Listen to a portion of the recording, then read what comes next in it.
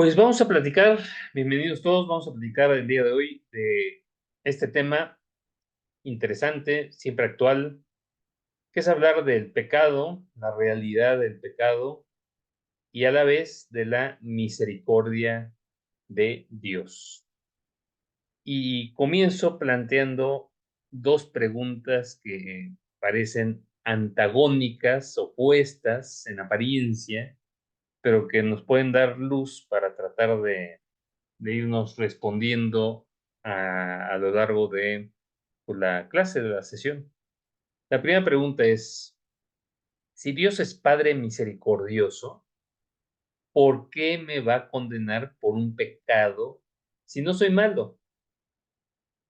Oye, no fue a misa, ¿a poco me va a condenar? ¿Me voy al infierno eternamente? Porque no fui un domingo a misa o por cualquier otro pecado, el que quieran, ¿no? ¿A poco me va a condenar? Eh, y la otra pregunta sería un poco la antagónica. Si Dios es justo, ¿va a perdonar a los criminales que han causado tanto mal en la vida? Ese criminal que mató a mi hijo, ese criminal que cometió un genocidio, ese criminal que, pues, se hizo millonario a costa, pues, de las pensiones de los viejitos o de cualquier otra situación, o que fue un corrupto que se robó las medicinas y hubo desabasto y murieron tantas personas por su culpa, ¿Dios lo va a perdonar? Y creo que esta segunda, pues, es más fuerte. O sea, si se arrepiente esa persona, pues sí, sí, sí, Dios lo perdona, a pesar de, pues, esa vida, pues, tan tremenda, ¿no? Como, pues, es el caso del ladrón arrepentido, ¿no? Del buen ladrón, que pide perdón a pesar de su mala vida, de sus robos, o lo que haya pasado. Y, pues, de la primera, ¿no? Si yo soy bueno, o si más bien, si no soy tan malo, no soy malo, ¿por qué me va a condenar Dios? Podríamos decir de inicio que Dios no condena. Dios nos ha creado para la felicidad eterna, tiene un plan maravilloso para todos los hombres, pero nos da una libertad con la que ya este tema ya lo vimos, con la que podemos amar a Dios o con la que podemos negar su amor, podemos negar ese plan. Y por lo tanto, el que se condena es la persona misma que se ha alejado de Dios, no Dios que lo condena. Y por mucho que nos alejemos de Dios, si estamos arrepentidos, siempre tendremos la posibilidad de rezar el camino. Y Dios siempre tiene las puertas abiertas porque es misericordioso, también es justo y pues nos va a perdonar o va a respetar nuestra decisión si es que esta es pues alejarnos de él. Vivimos en una época ya desde hace varios decenios, en donde la pérdida del sentido del pecado ha llevado a la pérdida de la necesidad de la salvación. Eh, si yo no hago mal a nadie, ¿por qué tengo que cumplir esto y lo otro? ¿No? O sea, ¿realmente hay pecado? ¿A Dios qué le importa si Dios es todopoderoso, si Dios es perfectísimo, si Dios no necesita de nada? ¿Por qué le voy a afectar? ¿Qué le va a afectar que haga tal cosa o esta otra si no estoy haciendo daño a los demás? Parecería que pues el único pecado es el pecado, digamos, social, ¿no? Si yo afecto a otros, pues ahí ya parecería que hay un pecado, pero el pecado personal fue el primero que se fue borrando del sentido de las personas y de la sociedad en general. Luego, posteriormente, también este pecado social se ha ido quitando y pues vivimos en una situación en donde la injusticia, la corrupción, ¿no? Muchos crímenes, pues se cometen sin ninguna contemplación. Claro, si no tengo un sentido de pecado, voy perdiendo ese sentido de trascendencia. Quizás sí creo en Dios, pero lo veo lejanísimo, ¿no? Y pues mira, lo importante es esta vida, ¿no? Y si estás donde hay, aprovéchate, ¿no? Si no, eres tonto. Entonces, eso lleva a la indiferencia, eso lleva al olvido de Dios, eso lleva a anestesiar la conciencia, a tener una conciencia, pues ahora sí que totalmente pues, dislocada como mi pie que se dislocó en la Malinche, ¿no? Entonces, pues no funciona, no funciona y entonces, pues este sentido de pecado, pues está presente en todo. Eh, pues se dan las dos direcciones. Pierdo el sentido de pecado y dejo de tener presente Dios en mi vida o viceversa, ¿no? Pongo a Dios entre paréntesis, quizá no lo niego, pero pues realmente en mi vida tiene pues, poca trascendencia, poca importancia, y por lo tanto el pecado, pues no me importa, ¿no? Los sacramentos, ¿no? Las reglas morales, los principios morales, pues, no me importa. Por otro lado, está este misterio de la misericordia de Dios. Dios es misericordioso. Las experiencias del mal que todos tenemos, del sufrimiento, en muchas personas terminan siendo un argumento para apartarse de Dios. ¿Por qué Dios permite que me vaya mal? ¿No? Que me haya sucedido esto, que me haya tenido este revés económico, que haya perdido la salud. ¿Por qué Dios se llevó a esta persona a la que quiero mucho? ¿O por qué lo permitió? ¿No? ¿Por qué Dios permite que pues, haya crímenes a niños inocentes? Y esta experiencia termina poniendo en entredicho la misericordia de Dios y por lo tanto a Dios mismo, ¿no? Entonces parecería, ya lo tocamos en su momento, ¿no? Que volvemos a caer en este argumento, ¿no? Si Dios es todopoderoso y es bueno y existe el mal, eso significa o que no es todopoderoso y no puede quitar el mal, o que no es bueno y por eso lo permite. Lo cual es un sofisma que pues no funciona así. Lo mismo que las preguntas que nos hicimos en un inicio. Si ponemos a Dios en nuestras categorías, pues ya estamos reduciéndolo y estamos, no vamos a poderlo entender. Tenemos que intentar poner a Dios en su categoría, pues, divina, y nosotros estamos en otra categoría, y así, con esa apertura, tratar de entender pues, este misterio, tanto de la justicia como de la misericordia divinas. Parece que Dios no es relevante en muchas personas y no es relevante en la práctica porque no soluciona mis problemas.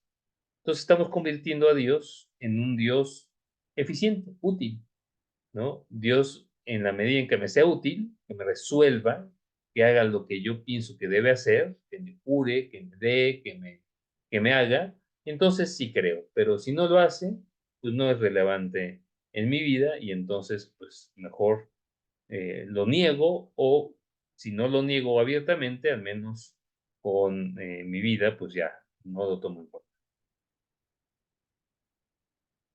Nos toca, como católicos, como cristianos, y a la iglesia, porque en la iglesia somos los cristianos, esta misión evangelizadora, que es el anuncio a viva voz de que en Cristo crucificado, muerto y resucitado, se realiza la plena y auténtica liberación. Dios sí es Padre, Dios sí es misericordioso, Dios sí es justo y ya pagó por los crímenes, males, sufrimientos que tengamos, ¿no? Nos liberó del verdadero mal y el verdadero mal es el pecado, el verdadero mal es la muerte eterna. Ya nos liberó. Ahora, esto implica que creamos, y que queramos. Y el anuncio misionero de la iglesia, ¿no? El querigma justamente es ese, ¿no? Anunciar este principio salvador de Jesucristo. No tenemos que, pues, retomarlo y hablar con mucho optimismo, con mucha esperanza y a la vez con realismo de que Jesucristo ya nos salvó, que Jesucristo ya nos redimió, ya resucitó para que nosotros también resucitemos y pues eso debe llenarnos de alegría, de esperanza, de seguridad. Jesucristo es el rostro de la misericordia del Padre, es la imagen del Padre. eh, Dios Padre se conoce tan perfectamente a sí mismo que es la persona del Verbo, el Hijo, que lo engendra desde toda la eternidad por la vía del conocimiento. Y quien es la imagen perfecta, pues es quien se encarnó, porque justamente lo que hizo el pecado, lo que sigue haciendo el pecado, es borrar, bueno, no borrar, sería difuminar, herir, corromper esa imagen de Dios en nuestra alma, porque estamos hechos a imagen y semejanza de Dios. Por lo tanto, el que es la imagen perfecta del Padre, el Hijo, o sea, Jesucristo, es el que viene a redimirnos. Por lo tanto, Jesucristo es el rostro de la misericordia del Padre. Es como si Cristo nos revela al Padre, pues eso es lo que hace, ¿no? Y Cristo es quien pone el límite al mal, cuyo causante somos nosotros mismos. La causa del verdadero mal y la víctima somos nosotros. Bueno, Cristo, que es la misericordia, la divina misericordia, como también se reveló y hay muchas imágenes actualmente, es quien pone un límite a esa situación.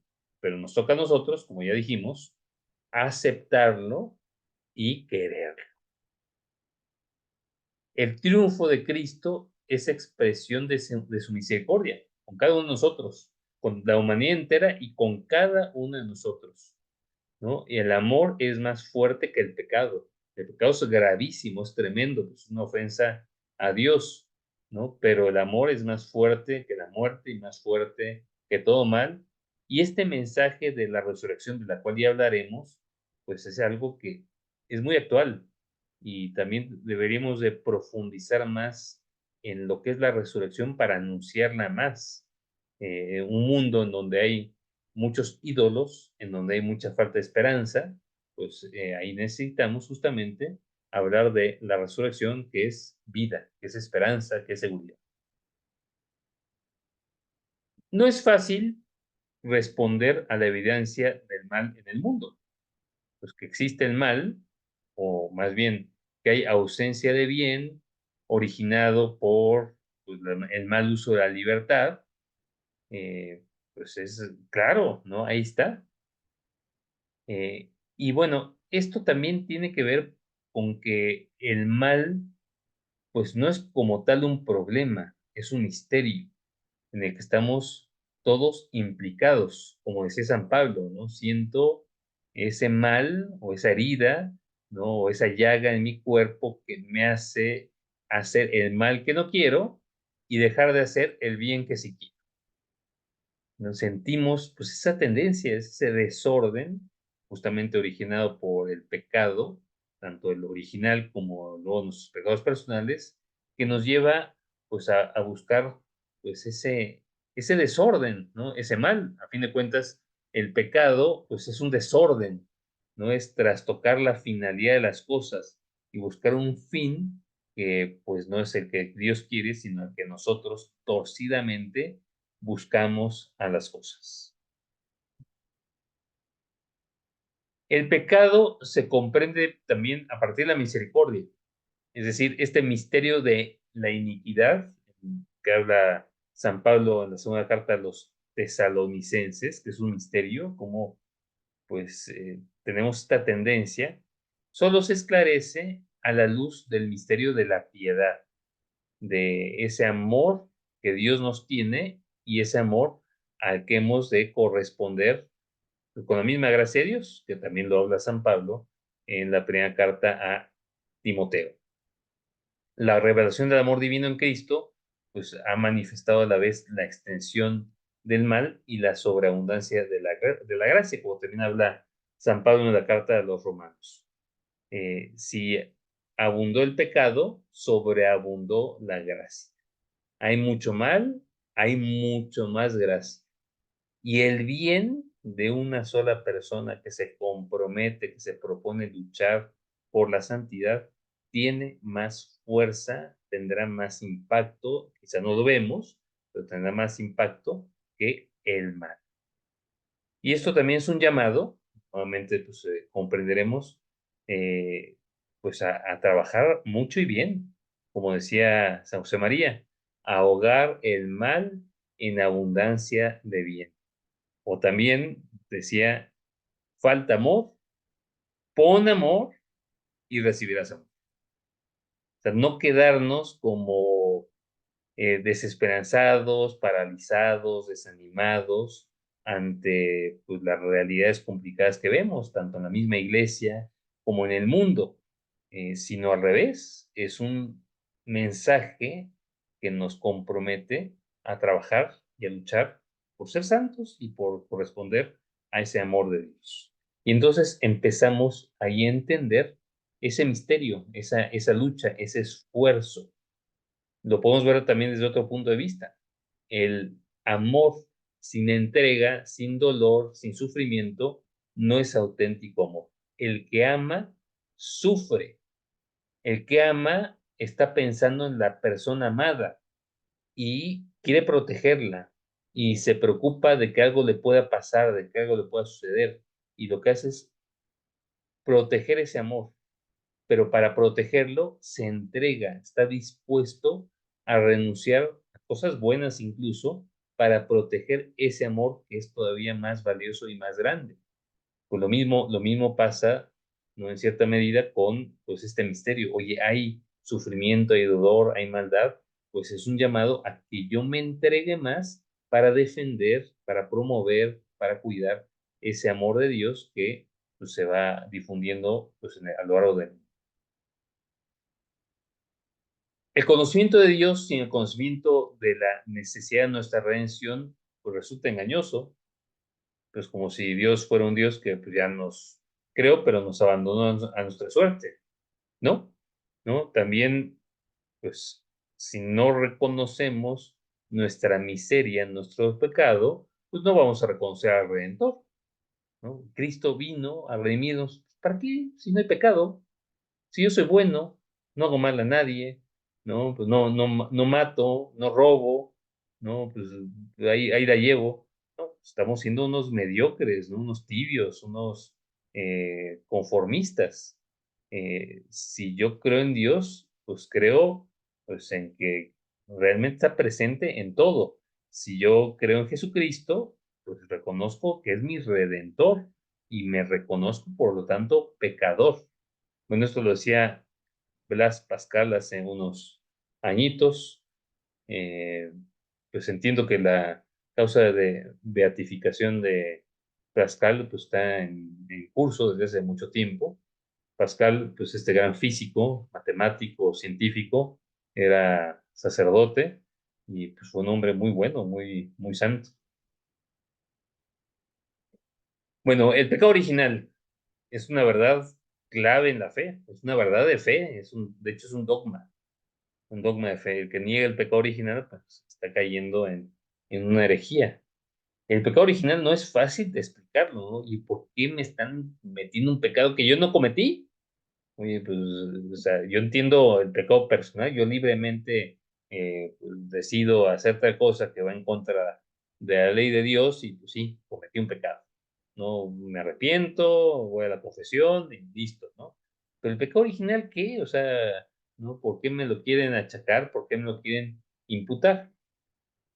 La revelación nos da la certeza de fe de que toda la historia humana está marcada por el pecado original cometido por nuestros primeros padres.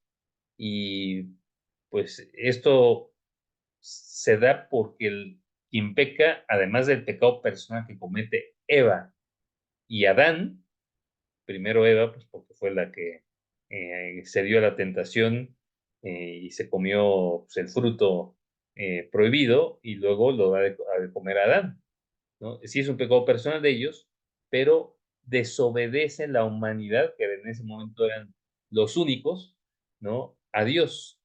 Y así como ellos recibieron unos dones preternaturales que estaban destinados a transmitir a sus descendientes, pues eso se pierde, y esa herida del pecado original, ese desorden, se va transmitiendo a las demás generaciones hasta llegar a nosotros. No es un pecado personal, pero es un desorden, es una herencia que necesitamos subsanar, y la forma en la que se subsana es justamente con el bautismo, de cual ya hablaremos en otro momento. El ser humano, tentado por el diablo, dejó morir en su corazón la confianza hacia su creador. O sea, lo que hace Satanás, el diablo, es justamente sembrar desconfianza, sembrar división. Divide a la mujer del hombre, divide al ser humano de su creador, siembra la duda, ¿no? No, no, no, Dios no te dijo todo, ¿no? Si comes, vas a ser como Dios, justamente, Él lo sabe, ¿no? Y entonces, pues esa desconfianza lleva a abusar de nuestra libertad y desobedecer el mandato de Dios. Pues esto sigue pasando, ¿no? Y lo constatamos de una u otra forma, no solamente con los pecados de acción, ¿no? Que pues, están presentes, pero también los de omisión, que son quizá los más frecuentes y no les damos tanta importancia, tanta relevancia, ¿no? Dejamos de hacer el bien que podríamos hacer. La escritura nos muestra cómo, pues, en esta situación que se presenta en Adán y Eva, esta desobediencia, pues, tiene consecuencias, pues, tremendas, muy, muy fuertes. Eh, Pierden Adán y Eva la gracia de la santidad original. Es lo primero. Hay una desconexión de ellos con Dios, ¿no? Dudan, desconfían, se esconden de Dios, ¿no? Ahí viene Dios, vamos a escondernos, porque si no va a darse cuenta, ¿no? De que desobedecimos. En lugar de acudir ahí, acudir a Él para poner remedio, para ir perdón, se esconde, ¿no? Es una primera consecuencia. Bueno, esto sigue pasando en la actualidad, ¿no? Y con total descaro ya, no hay pecado, no pasa nada, no vamos a poner a Dios entre paréntesis, vamos a encerrar a Dios en los templos, en las iglesias, ¿no? Y ahí, ¿no? Y la vida diaria, pues es otra. Hay muchas formas de escondernos de Dios. Le tienen miedo a Dios, como dice Génesis, de quien han concebido una falsa imagen después del pecado, y pues lo ven como un Dios celoso de sus prerrogativas, en lugar de misericordioso, como castigador, ¿no? Lo empiezan a ver desde esa forma, y ese miedo, pues no es bueno, ¿no? Porque nos paraliza, nos distorsiona, pues, la imagen de Dios como Padre, como Creador, y entonces vivir con miedo, pues, no es posible. Y los que han estudiado un poquito de psicología, pues, se dan cuenta que el hombre tiene que generar mecanismos de defensa, ¿no? Para no poder, pues, para no deprimirse, para no llegar a situaciones límite.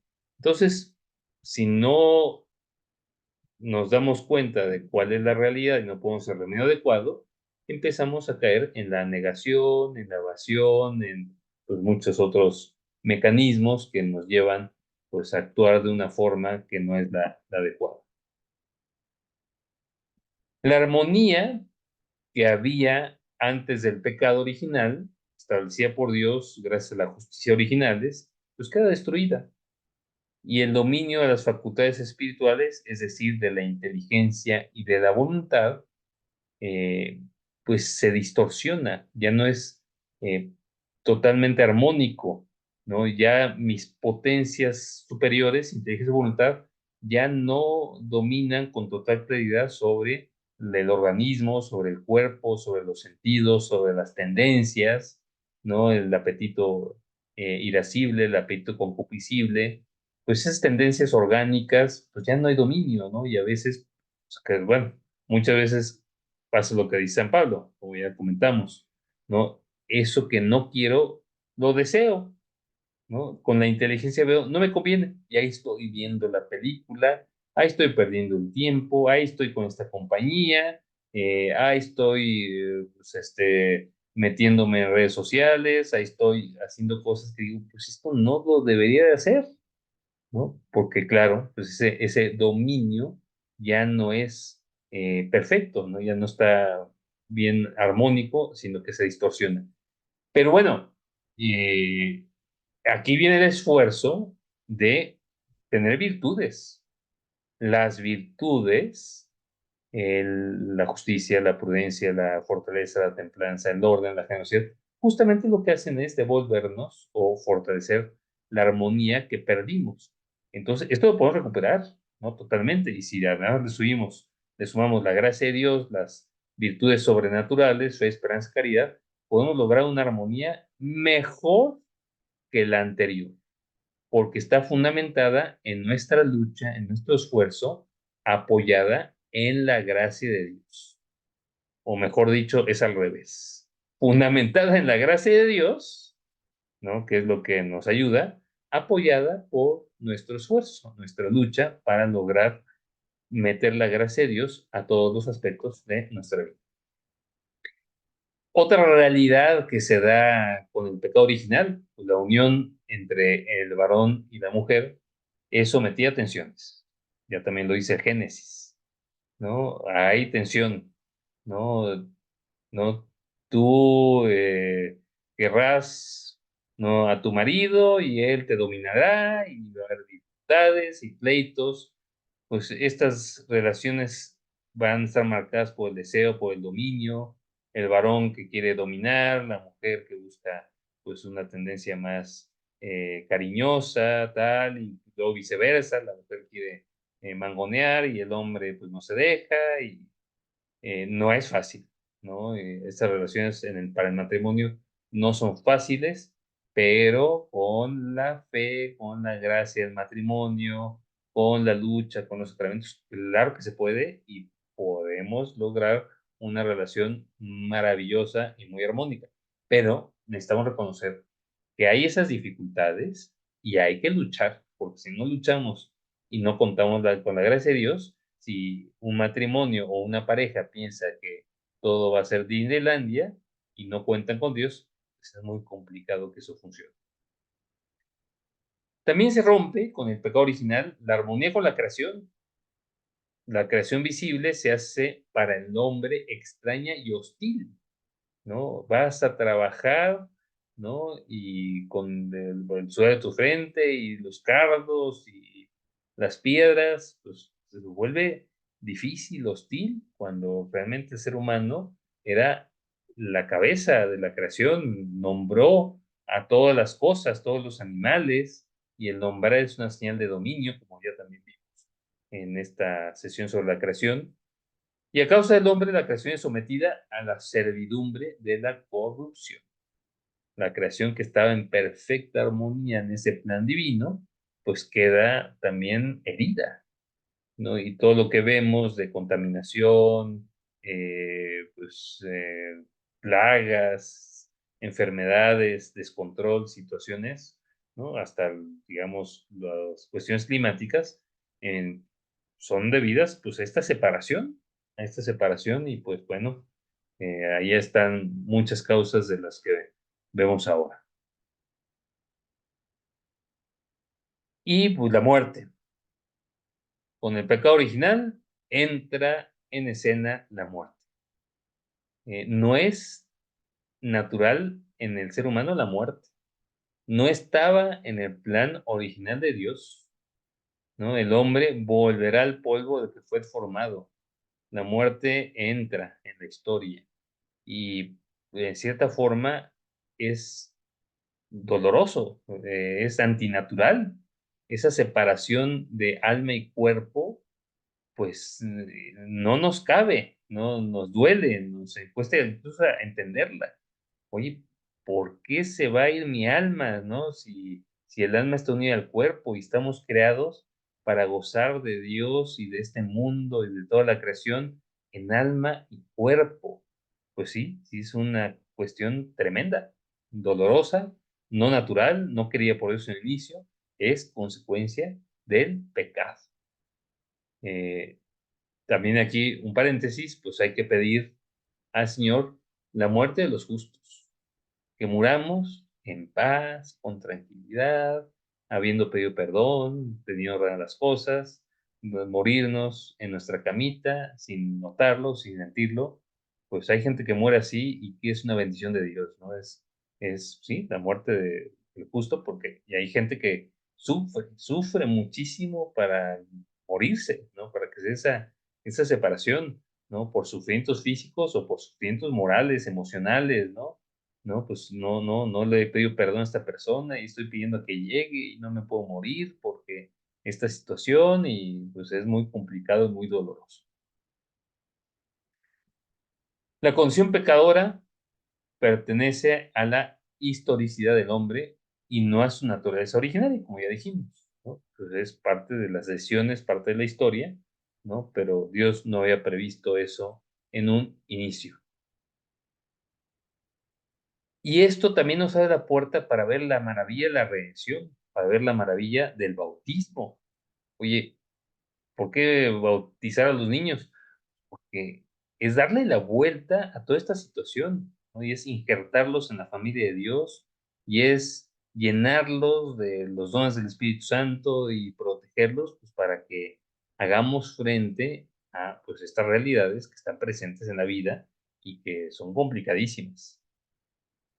Al haber quedado después del bautismo algunas secuelas del pecado, el cristiano puede experimentar la tendencia al mal sintiéndose pecador, pero pues el bautismo nos devuelve la gracia santificante, nos hace hijos de Dios, nos eleva y pues es una gracia que conviene actualizar con frecuencia. De hecho, luego viene ese otro sacramento que es la confirmación, pero pues en nuestra lucha personal debemos actualizar esos dones recibidos en el bautismo y lo hacemos con frecuencia, ¿eh? El credo, cuando hacemos el credo en la misa, pues estamos a fin de cuentas renovando nuestra fe, esa fe que recibimos en el bautismo.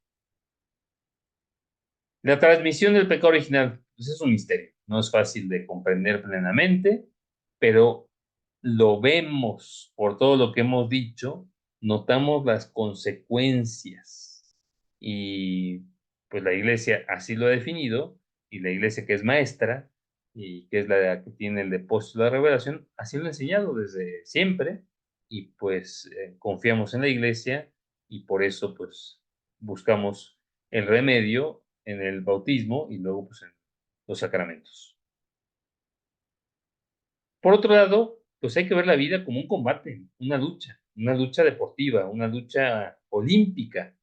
No es simplemente dejarnos llevar, no es una resbaladilla fácil. El cristiano, pues, tiene que luchar, tiene que estar a la altura. Y en estos momentos del siglo XXI, pues igual tenemos que ser cristianos comprometidos en el siglo XXI, cristianos, ¿no? Que somos hombres de fe, que creemos con firmeza, con seguridad, por razones, que entendemos, que sabemos dar razones de nuestra fe a la sociedad, al mundo, a nuestros amigos, a nuestra familia. Tenemos que ser hombres de esperanza, que saben pues, abrir horizontes, que dan seguridad, que no siembran duda. Y a fin de cuentas, ser hombres que saben amar. Y ahí es donde también entra pues, el espíritu cristiano y el espíritu del Opus Dei. Poner a Dios en la cumbre de toda actividad humana. Pues, poner el amor de Dios en todo lo que hacemos. Oye, el pecado. Sí, sí, hay que considerarlo y hay que luchar, pero es más importante la gracia, el amor, que el pecado. Hay que también ponerlo en su sitio. No para minimizarlo, para decir no existe, no, es un gravísimo error, sino más bien como existe, ¿no? Como hay dificultades y hay mal, pues vamos a poner los medios para alejarnos lo más posible y ayudar a muchas personas a que se alejen y que nuestra lucha sea un ascenso. El amor de Dios se va manifestando, se manifestó en la redención con Jesucristo, pero también se va manifestando, pues, en nuestra vida diaria, ¿no? Hay pecado, pero también hay salvación y hay misericordia, ¿no? Ante la realidad del pecado, se presenta Jesucristo, ¿no? Como con Zaqueo, como con el paralítico, como una mujer adúltera, etcétera, ¿no? En donde la fe de ellos hace que Jesucristo haga milagros, redima, transforma los corazones. Dios es compasivo y misericordioso, lento a la cólera y rico en misericordia y fidelidad, como dice el libro del Éxodo.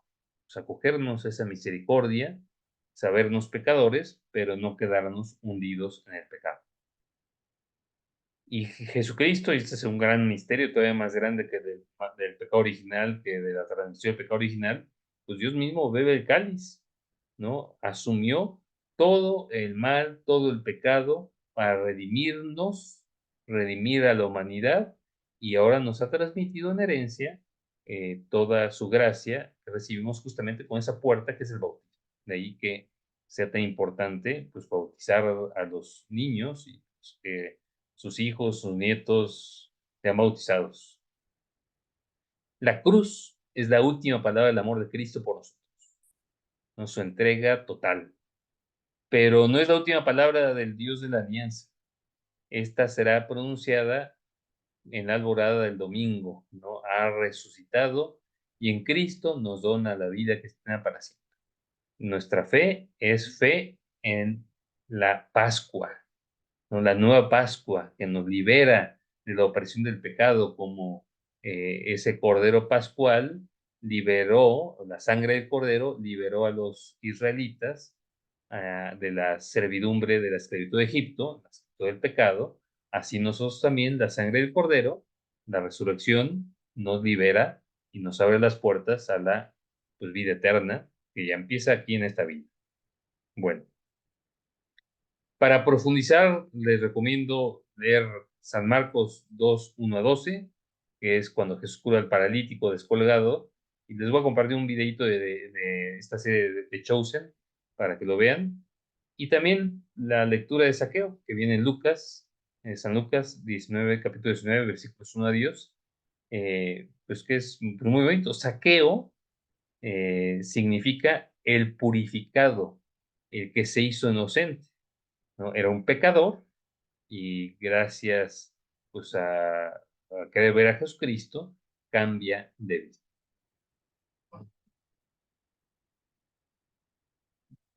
Entonces, vamos a terminar aquí. Nada más déjenme, dejo de grabar.